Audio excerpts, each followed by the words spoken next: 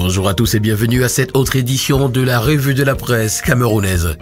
La voix du consommateur par lequel nous commençons ce matin parle d'arnaque au compteur prépayé et nous renseigne que les abonnés manifestent à Yaoundé.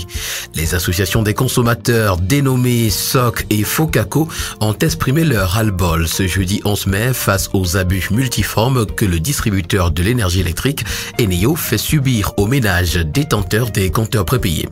Selon les leaders consuméristes Simon Kaldiop et Alphonse Haïssi, les tarifs appliqués sur les compteurs prépayés sont illégaux en violation de la décision du régulateur Arcel datant du 29 mai 2012. Facturation abusive, étalonnage douteux, hausse de la consommation et pollution électromagnétique sont les inconvénients évoqués. En petite une ce matin, assurance qualité inexistante, le ministre des Mines, de l'Industrie et du Développement technologique ferme l'usine de la société Afcom et puis opération mot d'avion, baisser les tarifs et stopper par SMS. Ce sont les exigences des consommateurs à l'endroit des directeurs généraux d'Orange et du MTN Cameroun. Accident mortel de Touristique Express, le ministre des Transports ouvre une enquête et annonce des sanctions. Le quotidien bleu d'Amalmana le jour ce matin qui parle également de transport interurbain nous fait savoir que Touristique Express SA a été suspendu pour 1 mois. Cette décision du ministre des Transports fait suite à l'accident de circulation survenu le mardi 9 mai 2023 impliquant un bus de 7 agences de voyage à l'origine de la mort de 15 personnes. États-Unis en petite une, le Cameroun expose sa richesse culturelle. Et puis musique, le retour de Makas. Le tri-hebdomadaire Le Soir, dans son édition spéciale ce matin, parle également de la suspension de l'agence touristique. Manquement grave à la réglementation en vigueur ayant conduit à un accident avec dommages matériels, corporels, perte en vies humaines. Le ministre des Transports suspend à titre conservatoire Touristique Express SA pour une durée d'1 mois, pouvons-nous lire ce matin à la grande une. À la grande une de la Voix des jeunes ce matin, fusion JCAM et CAM, le vrai débat c'est la refondation. La refondation au JCAM peut être voilée, mais elle ne peut plus être refoulée. Pour Lofline Taillou, au-delà de la fusion, il est question de la refondation du JCAM. Et ce sujet sera au cœur de l'élection patronale cette fin d'année 2023. L'interview que nous propose la Voix des jeunes est à retrouver ce matin des pages 6 à 7. Le quotidien Mutation donne la parole ce matin à Alain Christian Moncam. Mon frère a été assassiné, pouvons-nous lire ce matin à la grande une. 8e fils de l'homme d'affaires Pascal Moncam, de regrettée mémoire dont la succession est agitée. Cet avocat en activité en France décrit les conditions dans lesquelles est mort Michel Moncam-Boué et déclare avoir porté plainte. Le quotidien L'Info à chaud dans sa parution de ce matin revient sur le dédommagement d'Antonio Conceição et nous fait savoir que la FECAFOOT est contrainte de payer plus d'1 milliard de francs CFA. L'information est à retrouver en page 2. Pour Martin Camus Mime, la plume de Jésus, c'est un honneur immense qu'André Onana soit camerounais. 14e édition foire transfrontalière annuelle d'Afrique centrale, rendez-vous du 17 au 30 juillet prochain. Et puis plan de réponse humanitaire 2023 pour le Cameroun, le bureau des affaires humanitaire de l'ONU vole au secours des démunis. Autant d'informations à retrouver ce matin en parcourant les colonnes du quotidien L'Info à chaud. Le quotidien Vert Émergence traite ce matin comme sujet majeur la justice. Les lenteurs sur le grill est le titre qu'il nous propose. Le décryptage est à retrouver en page 3. MINUSCA en petite une, un 10e contingent de soldats camerounais en formation pour la RCA. Et puis limogeage d'Antonio Conceição, le TAS confirme l'amende infligée à la FECAFOOT. Pour le tri-hebdomadaire L'Œil du Sahel, il est question de parler de Cameroun ce matin. 4,7 millions de personnes en situation d'urgence en 2023 nous renseigne le journal.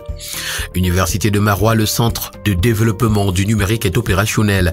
Cameroun, le vaccin contre le paludisme sera introduit dans 41 districts de santé. Et puis chirurgie réparatrice, le ministre de la Défense est au chevet de 160 patients. La Nouvelle Expression, dans sa parution de ce jour, s'intéresse à la crise anglophone et nous renseigne que les assassins du journaliste sont recherchés. Le communiqué du ministre de la Communication indique que le gouvernement a déjà initié une série d'opérations pour retrouver les auteurs du journaliste Agnès Ndesso qui a été abattu en fin de semaine dernière à Bamenda. Diaspora camerounaise ce matin en petite une, les défis à relever au pays sont présentés à la page 3. Déraillement du Cameroun, 3 mesures possibles de sauvetage. Parcours, estique hier, aujourd'hui et demain. Et puis la guerre au Cameroun, l'invention de la France-Afrique. Le quotidien Nouvel Horizon, dans sa parution de ce matin, s'intéresse également au centenaire de Lestic. Je suis Lestic, j'ai 50 ans et j'en suis là pour vous lire ce matin à la grande une. Ministère de la et de l'Éducation, 234 jeunes vont bénéficier d'un stage de vacances. Doumé, le choléra frappe et fait 4 décès. Ce matin, parle du championnat national de football et titre Clash. De Garoua, Canon de Yaoundé, Bamboutos de Bouddha et Gazelle de Garoua se disputent le titre de champion du Cameroun 2023 dès ce dimanche à Douala. Les 4 meilleures équipes de la première phase du championnat s'affronteront sur 3 journées qui promettent des étincelles. La revue des forces en présence nous est proposée ce matin des pages 28 à 29. Pour le quotidien, de parler de métier de l'aviation a désormais son école. Le quotidien Primeur Hebdo s'intéresse au meurtre de journalistes en série et s'interroge: qu'avons-nous fait pour mériter de telles atrocités? Avec le quotidien de la santé, Éco-Santé ce matin, on parle de l'amélioration du système de santé. Le Cameroun se prépare pour l'Assemblée mondiale de la santé. La réunion de haut niveau irrélative présidée par le ministre de la Santé, le docteur Manaouda Malachi, s'est tenue jeudi 11 mai 2023 à Yaoundé.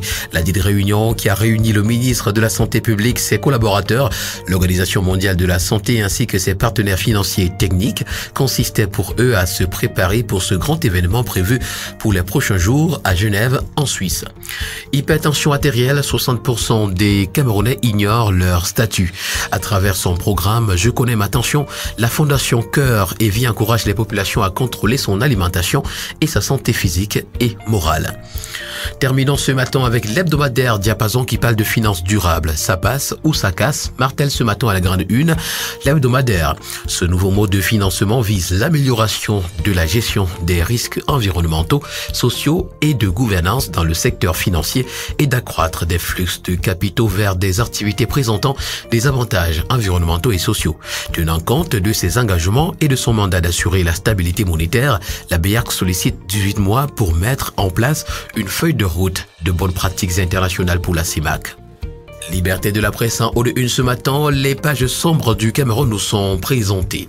Et puis Afrique de l'Ouest, 16,6 millions d'enfants souffrent de malnutrition aiguë. Mesdames et messieurs, voilà qui met en terme à cette dernière sortie de la semaine de la revue quotidienne de la presse camerounaise.